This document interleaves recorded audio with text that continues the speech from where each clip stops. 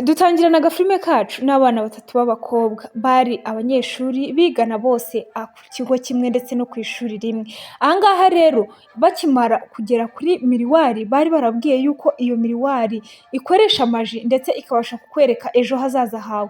Baravuze ati reka tubanzemo uyu nguyu. Barangije basunitse uno mukobwa witwa Nowela, bakimara kumusunika barebyemo hano bahise babona azaba umudogiteri ukomeye cyane kandi umudogiteri ukunzwe uzi ubwenge ndetse uzwi na buri wese mu gihugu cyabo. Hano rero disi Nowela yarishimye, bagenzi be bakimara kubibona aravuga ati se ubundi wowe ushimishijwe n'iki? Ibi ngibi nibyo bigushimishije? Ati njyewe ndumva ubu ngubu nahita nkufata rwose, nkahita mfata ubuzima bwawe bwose nkabushyira mu mwijima kubera yuko ntabwo uzi ukuntu ubu ngubu ndi kumva ndi kukwanga. Baramusunitse rero, hano bakimara kumusunika hahita hajyamo undi mukobwa nawe wari inshuti nyine muri iyi gengo y'abakobwa batatu.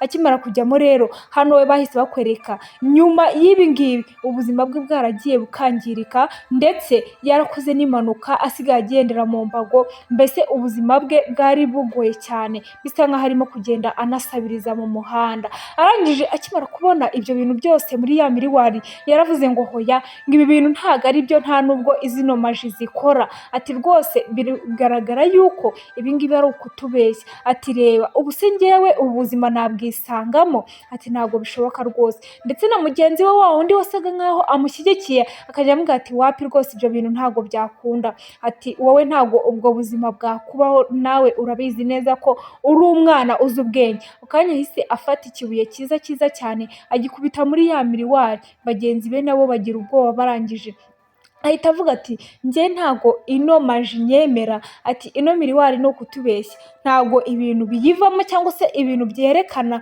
muri ino miriwari ntabwo byaba ari byo. Njyewe ubuzima bwanjye nyine nzaba umuntu w'agatangaza. Disi uno mukobwa ukuntu arimo kugaragara wagira ngo bino bintu bimuteye ubwoba cyangwa se bitumye ahahamuka, kuko atangiye no kwivugisha. Aho mugenzi we yabibonye arangije atangira kumubwira ati hoya rwose tuza nawe, ibi ngibi nta kintu bivuze. Arangije akura mugenzi we imisatsi amwegezayo, arangije atangira kumubwira ati none se wowe ntubibonye ibintu kino kimiriwari cyari gitangiye kunyereka? Ati niyo mpamvu nyirashe nyine nkakimena. Ati ahubwo ngwino tugende tujye ku ishuri, wiguma n'aha ngaha. Wa mukobwa disi yatangiye guhamagara inshuti ze abonye zimusize. Gusa nimba mubibonye neza bano bakobwa ntabwo bamukunda, ariko barakwereka nyuma y'igihe rero, nyuma y'ibyumweru bibiri byonyine hari uwaje kuzana umwana muto muto. Arangije bamaze kuzana umwana atangira kubwira mugenzi we ati wowe komeza undebere, ati uno mwana turaje tumushyiremo hano, ati turaza kuvuga yuko ari uwa Nowela yamutaye hano. Gusa icyo batamenye neza ni uko aho bari baje kumuhisha neza neza hafi y'aho ngaho hari hari umukirina urimo kumva ibintu byose barimo baravuga, ukuntu barimo baracura umugambi ndetse n'ibyo bagiye gukora.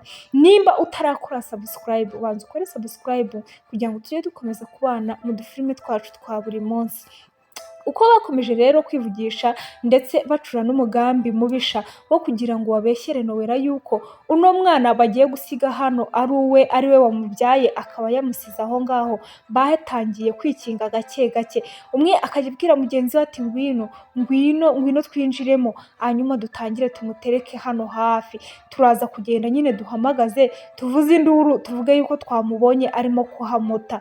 Bamurambitse hano ndetse umwana atangira no kurira. Gusa uko bari muri iyo migambi mibi yose, hano wa mukirina yatangiye kugenda afata akavidewo hano hahandi yabonye bagiye kumubona, ahita asubira mu nzu yirukanka aho yari arimo gukorera amasuku. Arangije agiye kubona abona disi wa mukobwa witwa Nowela uwo bari barimo kugambirira kubeshyera ahise aninjira hano hantu. Ni ukuvuga ngo ahantu basize uno mwana niho uno mukobwa Nowela nyine abika ibikoresho bye.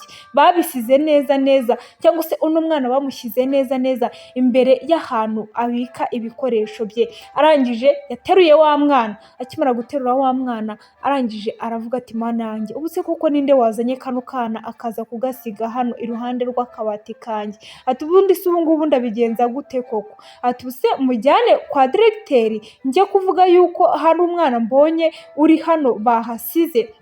ibyo nabyo wa mukirina yakomeje kubifata nyine ndetse ashyiramo n'amajwi kugira ngo batazavugaho yuko ari ibintu nyine yikoreye we ubwe, ndetse akajya afata videwo yose kugira ngo azagaragaze ibimenyetso byose. Wibuke neza yuko na ba bakobwa ba mbere uno mukirina yari yamaze gufata amashusho yabo. Ahangaha rero agafilime katangiye ndetse kanagikomeza, wa mukobwa yakomeje kuvuga ati rwose wa mwana we ndumva nkufitiye agahinda cyane, ati kubera sinibaza ukuntu umuntu yakifata agasiga umwana mwiza nkawe rwose, ati rwose abakobwa b'iyi minsi basigaye barataye umuco, ati ibi bintu rwose ntabwo ari byo. Kandi namwe murabizi neza abakobwa bajya bifata bakabyara abana, bamara kubabyara bakagenda bakabajugunya mu matuwarete na hehe hirya no hino, bakabata mu maruhurura cyangwa se bakabegeka ku bipangu by'abantu, barangiza abana bakabata aho ngaho bakirukanka.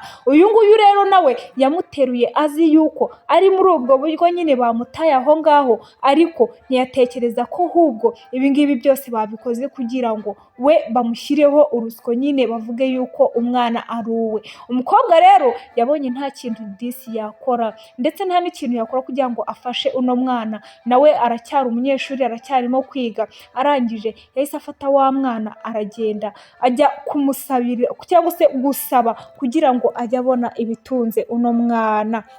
Hano rero uko arimo kwisabira ati mwamfashije, ba bakobwa baje inyuma ye, bamaze kuza inyuma ye batangira kuvuga ati ese uno muntu ni Nowela? Ati yego rwose, ati reba wa mwana yaramufashe, disi agira impuhwe, ati kandi ntago azi ko zino mpuhwe nyine zizamukoraho, ati kubera ibi ngibi ni ibimenyetso byose ari kugenda agaragaza yuko uno mwana ari uwe, ati reba aba yaje gusaba ku muhanda kugira ngo nyine uno mwana abone ibyo arya.